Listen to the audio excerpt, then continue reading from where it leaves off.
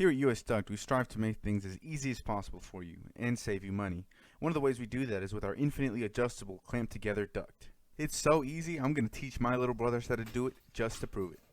Normally, for example, when we need a 10-foot run, we would just clamp the two rolled lip ends together and continue on.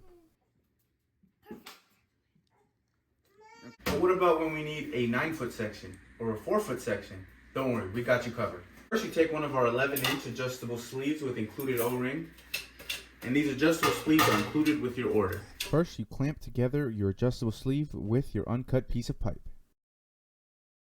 First, we take our pipe and cut it to our desired length. Remember to ask your parents' help when using sharp tools. Then we take our cut piece of pipe and slide the end into the adjustable sleeve. Make sure to slide the pipe to the desired length, in this case, 9 feet. We then roll that O-ring over the cut piece of pipe to meet the roll lip end from the sleeve and clamp that together. Boom, it's that easy. And it's just as easy as that.